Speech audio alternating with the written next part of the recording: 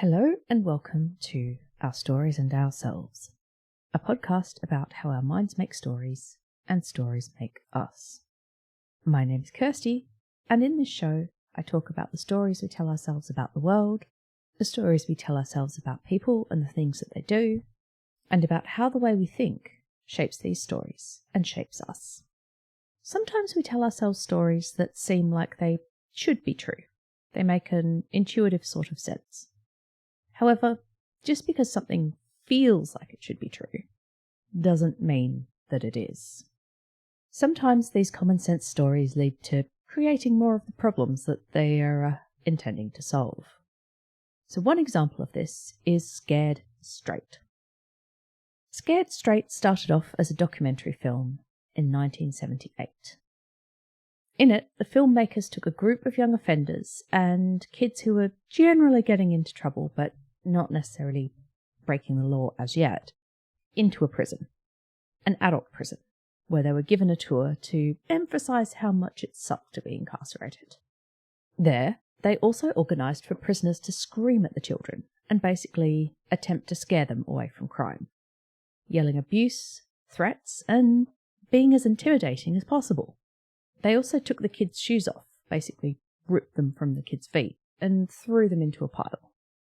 The idea was for the kids to learn what it was like to have something stolen. I'm not sure that's the lesson I would take from this, but to the organisers, it was common sense. They should teach the kids a lesson and turn them away from a life of crime. At the end of the film, they asked the teens about what they'd learned. The participants all said they don't want to end up in prison. They said the experience scared them and that they wanted to stay out of trouble. And, to be fair, most of them did. Not all, but most. However, there was no control group, no comparison to a group of similar young people who didn't go through the program to see if it actually made a difference. This is something I'll come back to in a bit. But first, the rest of the Scared Straight story. The documentary won an Oscar and was widely aired on TV across the US. It was the first time that several swear words had been broadcast in the US, which attracted a bit of extra press attention for the show. Overall, the documentary got a lot of attention and led to similar programs attempting to scare young people straight. These were mostly minus the film crew, but they were rolled out across the US and in several other countries. It was popular because it made sense to the people that commission these sorts of things. However, this brings me back to the comparison group. Someone actually evaluated the program properly. They looked at what actually happened for the kids who were scared straight and compared this to other similar young people who hadn't been through the program. And turns out it just plain didn't work. The young people who went through the program weren't any less likely to get into trouble. In fact, it actually had the opposite effect. This isn't even a situation where I get to say that it's complex. It's actually pretty simple. Not only does attempting to scare children and teens by showing them prisons not work, it can actually increase conduct problems and reoffending. The first controlled study of a Scared Straight program was also done in 1978, the same year the documentary aired. Longer-term findings obviously took longer to come through, but people knew pretty much straight away that there were signs that it wasn't going to work. However, it's hard to keep a good story down, even when it isn't true. The idea made sense to people. Of course, scaring kids, letting them know how bad things will be if they commit crimes, would deter them. It especially made sense to people who make government policies, possibly also because it was easy, quick, and cheap. So they kept doing it. They did also keep evaluating it and finding the same thing. It didn't work. They even learned more about why it didn't work. It turns out that reiterating the stories that people already have of themselves doesn't scare them off that path. The kids saw themselves as troublemakers, and this was reinforced by the program. If anything, they're scared into a narrative of themselves as troublemakers. Now, I haven't tracked every single evaluation, so it may be that in some places where it was found to be ineffective, that particular program was scrapped. Then others were started elsewhere. But globally, it kept going. There was a follow-up to the Scared Straight documentary, a TV movie, which aired in 1980. I quite liked that it got a scathing review in the Christian Science Monitor, of all places. They point out that there was little, at the time, evidence that it worked, and some evidence it didn't. They also pointed out how exploitative the original film was of the children participating, and the TV movie was of the depictions of young offenders. Not to mention that all the things the kids were being threatened with were illegal. They made a great point that I'm just going to quote here. To quote, "Besides scaring the daylights out of the youngsters, doesn't it also perpetuate their perception that the system is unfair? That our society is rife with injustice? That the only way to beat the system is to hang in there, tough, tougher, toughest?" End quote. I really like this as I think it sums up one of the problems with this approach. It doesn't give participants a new story. It just tells them the story society expects for them, and even possibly shows them how to weather it. People also kept making reality TV about it. In 2011, 33 years after the original documentary was made, there was a new TV reality series with the same premise. More exploitative TV of a program that actually harms kids. A senior official in Georgia's Youth Justice Service wrote a scathing op-ed at the time of the 2011 show, pointing out that the program didn't work and looked a lot like child abuse. However, that didn't seem to bother the producers of the show or the parent company, Disney. The show only lasted a couple of seasons, but the idea of Scared Straight has permeated popular culture. It's turned up in a range of fiction from Married with Children to Beavis and Butthead. It did start to get subverted in the media over time, with some of the depictions ending up with people going to prison out of choice because they were having fun there and things like that. But overall, it does show that how much the idea has become part of the culture. So since I don't want this show to just be ranting about bad ideas and that sort of thing, I thought I'd look into what actually does work for preventing youth reoffending. Of course, it's nothing so simple as Scared Straight, and doesn't make for good TV. Things like life skills training, family therapy, and school adaptations are all helpful in reducing offending and problem behaviour. I did find one interesting study that found encouraging participants to imagine their future selves did reduce what the authors called delinquency. This didn't involve scaring the participants, but getting them to think about themselves and who they want to be. What other futures could they imagine for themselves? It's an interesting idea, but it was very lab-based, so I'd want to see how it is implemented in the real world. But it does sound promising. Other evidence comes from the Youth Endowment Fund. It's a UK organisation that aims to prevent children and young people from becoming involved in violence, and they do this by developing evidence for what works and what doesn't.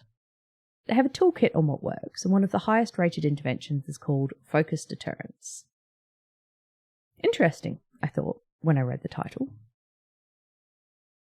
What's that, and how is it different from Scared Straight, which is also meant to be a deterrent? So I read on. The intervention does have a deterrence element, but that's only a small part of it. Participants are also given support and encouraged to engage with services such as mental health counselling, training, and to engage with the wider community. Participate in youth clubs and sports. So, to put it in terms of stories, they're given opportunities to write a different story for themselves. And the deterrence part isn't about scaring them. No one learns well when they're terrified. Calmly learning about consequences as part of a bigger support program, on the other hand, can help. Other effective interventions include cognitive behavioural therapy, which, again, involves rewriting internal narratives. Maybe one day I'll come back to that one. Another potentially effective one is sports programs. I guess not everything can be stories. So, this nice, simple, ostensibly common sense story that kids can be scared straight isn't true. The reality that a good support network, life skills, and a positive story of their own future, alongside some deterrence, can work. Unfortunately, it isn't sexy, or quick or cheap, and it definitely doesn't make good TV.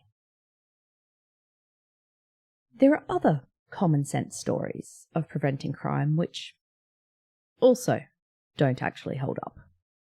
One is the broken windows theory of policing. You may be familiar with this one, but not everyone knows the full history. So, to begin with, we need to revisit the previous episode subject, Robert Zimbardo. I talked about his flawed prison study in episode 3, Stories of Conformity and Compliance. We already know that he has a bit of a track record of fitting his findings to his narrative of choice rather than the other way around. He also has a fairly well-known study that I didn't cover in the episode. This study involved abandoning 2 cars, one in New York and one in Palo Alto, California, and observing them to see what happened. He wanted to see how long it would take for them to be stripped and vandalized. Both cars had their license plates removed and hoods, or bonnets, depending on which side of the Atlantic you're from, left open. This was intended to make it clear that the cars were abandoned. The car parked in New York was stripped and vandalized pretty quickly. However, the one in California was left alone. Someone even closed the hood when it started to rain. Eventually, the experimenters headed out with a sledgehammer and started to smash the car. Once this started, many other passers-by were keen to join in, and there was further vandalism that night. The conclusion Zimbardo drew from this, among other things, was that signs of neglect, such as broken windows in an area, or someone already having damaged a car, are likely to lead to further acts of vandalism.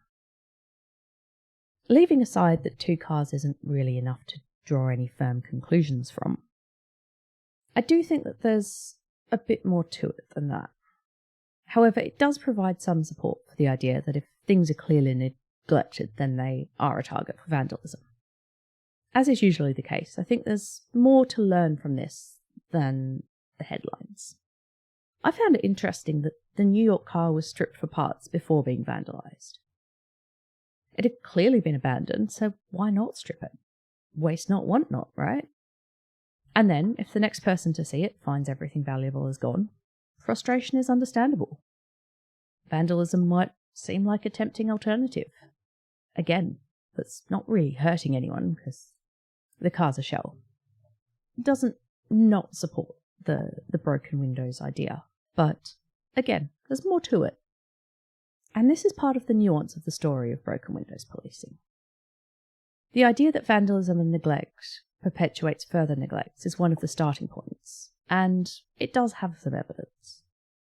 There is evidence that cleaning up vandalism as soon as it happens reduces the amount of further vandalism that happens in the area. However, there isn't a straight line from this study to the specific tactics put in place in the name of broken windows policing. In fact, the story could have been a bit different. The initial theory for broken windows policing was published in an article in The Atlantic in 1982. It's on their website now, so you can go and check it out if you're interested. The link will be on my website, as usual. The article, by George Kelling and James Wilson, opens with a summary of a study that found increasing police foot patrols didn't decrease crime, but it did increase residents' perceptions of safety. They recount that this was done more by ensuring those that lived or spent a lot of time on the streets, begging and things like that, followed the informal rules of the area, such as keeping alcoholic drinks in paper bags, not begging from people at the bus stops, and not arguing with business owners and staff. So basically they ensured that the local level of acceptable public order was maintained. The authors argued that this would actually reduce crime in the long run, as public order has a knock-on effect, but this wasn't actually shown in the study. They proposed that the visible signs of disorder send a sign that the area is neglected. This in turn disempowers the community, and they also stop caring. The idea was that by addressing these metaphorical broken windows, the community feels supported and empowered, and in turn care for their area. This is where they brought in the Zimbardo Carr study to add weight to their argument that signs of neglect can encourage antisocial behaviour. They then argued that this kind of feeds itself. If people feel less safe, they don't engage with their neighbours as much. And then the authors argue that this disorderliness and incivility create as much or more fear than the actual crime. The argument then turns to the past and mentions the theory that because police would rough up troublemakers and move on sex workers and beggars, sometimes violently, they had more control over the streets.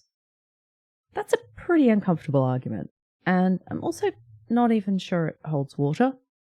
There were still problematic neighbourhoods and crime throughout history, even when police did take those slightly rougher actions. Anyway, on with the theory. The authors argue that more foot patrols should take place, and this is on the basis that on foot patrol, police are forced to interact with locals and build relationships. This, they claim, will allow police to support local social norms and this nebulous concept of social order. They fully admit that public order is a know-it-when-you-see-it sort of idea that varies from place to place and is almost impossible to codify. That's something I'll come back to more in just a little bit. But to finish up with the article, they go on to argue that penalising crimes such as vagrancy and public intoxication is necessary to maintain the social order and ensure that people do feel safe. They do suggest that this should be the last resort after less formal options. They also mention there are potential concerns about this being applied equitably. And then they just pretty much shrug that off. They say they hope training will solve it. I don't think it's a spoiler to say that's not really what happened. They also don't consider any non-law enforcement approaches to these problems. Of course, I'm looking at it from 2025, not 1982, but perhaps some outreach workers or youth workers and community centres would be better placed to deal with rowdy teenagers and people drinking on the street. The authors seem to me to have a fairly siloed approach to the world. The problem is legal, so it is managed with law enforcement. This is definitely something I'll come back to in a future episode or episodes, but for now I'm going to talk about some of the consequences of this theory and how the story shifted as it was applied. The idea of broken windows policing was a pitch for community policing. It did include cracking down on things like public drug use, but also on literally cleaning up the streets and removing graffiti, as I touched on earlier, as well as foot patrols and police who got to know the people in the area that they worked. However, this is not really what happened. The way it was implemented focused much more on fines for small offences, often disproportionately targeted at vulnerable people. This included things like fare evasion, loitering, and graffiti. In areas where it was implemented, the number of minor citations rose dramatically. One example of the implementation of the policy was Newark Police being awarded for the number of citations they handed out. I think anyone hearing that now would doubt that it is a way to drive quality policing. And you'd be right. In fact, it often led to vulnerable people being targeted. The number of citations to people in their 50s and 60s went up. Some articles suggesting this was because they were easy targets. Unsurprisingly, they found that this ruptured community trust in the police, and it basically had the opposite effect to the original goal. Also, with this increase in minor charges came an increase in police misconduct complaints. So the story of broken windows, as in how it was implemented, didn't really fit with the original idea of how it was meant to. However, for a while, it did look like the policy worked. Crime dropped across places that implemented the plan, including New York City. However, this actually has very little to do with the policy. Crime dropped across the US, including in cities that were not implementing broken windows policing. Even Los Angeles, which, as one article points out, was dealing with a lot of corruption at the time and barely had a functioning police force, saw the same drop in crime. So, probably not broken windows specifically.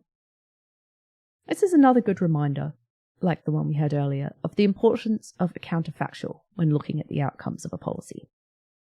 You can't always do a randomized controlled trial, but you can use various quasi-experimental designs, in this example, comparing different cities. It's not perfect, but it can help to understand the actual impact. So broken windows policing didn't really work. There were bigger external factors that drove the reduction in crime across the US. But that's only part of the problem. Along with the decrease in trust and the problems that come from finding people who are already in precarious positions, it also exacerbated the perception among police that petty criminals will go on to do something more serious. And while this does happen sometimes, it's not always the case. In fact, it's pretty rarely the case. In other words, it changed police officers' perception of who's a bad guy. This in turn led to harsher treatment of people who committed minor offences or were even loitering or being suspicious, but doing nothing wrong. It's almost the opposite of community police getting to know local teenagers and people who are sleeping rough and dealing with them informally. Instead, it increased the perception that these people were all criminals in the making and needed to be dealt with accordingly. This then becomes a self-perpetuating problem as people are criminalised for smaller things and then get trapped in a cycle of debt and unemployment due to having a record. There's a lot more where I could go into with that cycle, but I want to focus on some of the other narratives that also come up in relation to broken windows policing. So as well as the narrative that any petty criminal is a bad guy, which has all sorts of other problems, I do wonder if the broken windows narrative also provided a way for more liberal people who didn't want to incarcerate people for panhandling, but also just didn't want to see it, to have a justification for moving people on. Not because they're panhandling, but because this is part of support for the overall community. It is pretty gross to me to consider a person a broken window, but that's basically what it comes down to. A justification for moving on people who some didn't want to see around. Another problem is that what is considered disorderly is very definitely a loaded term, and this can lead to crackdowns on specific groups for behaviour that would not be penalised in another group. Sociologists have found that poorer areas, socioeconomically deprived areas, tend to be judged as more disorderly, even in the absence of visible disorder. The same is the case for areas with large numbers of ethnic and racial minorities. In other words, the stories that people have in their heads about certain races or ethnicities or people from certain economic backgrounds feeds into what they perceive as disorderly. They have an internal narrative about where they feel safe, and areas that don't meet this are perceived as disorderly, no matter what. It's easy to see how this could lead to problems, especially when it's tied into policing. So, despite all this, the broken windows policing idea remains popular. Columbia law professor Bernard Harcourt, as quoted in an NPR article, says this is because, to quote, "It's a simple story that people can latch onto, and that is a lot more pleasant to live with than the complexities of life." I think that sums it up beautifully. George Kelling, one of the authors of the original Atlantic article, has said that the idea was not implemented in the way he envisioned it. That the targets for tickets and high numbers of penalties for petty crimes was the opposite of what he thought would actually work. However, it's not hard to see how the story got twisted, because it was still law enforcement that was doing the work. If you tell police to deal with issues like people drinking on the street, they're going to take a punitive approach. It's what they're there for. It's a part of the narrative of what police are. Kelling has advocated for more community-based policing and moved away from the broken windows metaphor. Some of the areas that have implemented it in the past, such as Newark, have removed all the targets for fines and instead are emphasising the community relationship building. In the UK, there is a move towards problem-oriented policing, identifying the causes of problem behaviour where possible and addressing them. While still police-centric, this does at least offer the opportunity to explore providing things like youth centres and drug and alcohol treatment to address local issues rather than fines. Now this brings me back to the original Atlantic article. The authors acknowledged there were complex underlying causes for the problems they were discussing. They pointed out that at the time they wrote the article, deinstitutionalisation, or releasing people from mental health hospitals and things like that, without proper community care being set up, had led to vulnerable people ending up on the streets. However, they then don't follow this thread further. Without addressing issues like that, no policing approach is going to work. I haven't had time to do a full deep dive into that, but it's also definitely on the list for a future episode. When I first started reading up on this, I thought that the story was that the theory was misused. But actually, I don't think it is. I think the story is that without looking at the wider context and deeper roots of a problem, any response, even one which seems like common sense, will only be painting over the cracks. So to bring this all together, dealing with petty crimes to avoid big ones, or scaring kids to try and keep them out of trouble, doesn't really work. They are nice, simple stories that just don't stand up to the complexities of the problems. The real stories have subtext and are grounded in the history of the people, the area, and society. Without understanding this and looking at the actual causes, interventions aren't going to get anywhere very much. So that's where I'll leave it today. Thank you as always for listening. All my sources are on my website, ourstoriesandourselves.com. If you have thoughts, drop me an email at ourstoriesandourselves@gmail.com or on Blue Sky at ourstories.bluesky.social. And a closing quote as always. Common sense is actually nothing more than a deposit of prejudices laid down in the mind prior to the age of 18. Once again, the attribution to the quote is tricky. According to the quote investigator, it comes from a book written about Einstein, but is not portrayed as a verbatim quote. Einstein himself did write the introduction to the book, so it's likely he'd read it and agreed with the sentiment, but we don't know if he says those exact words. Once again, there's complexity and nuance in the fuller version of the story.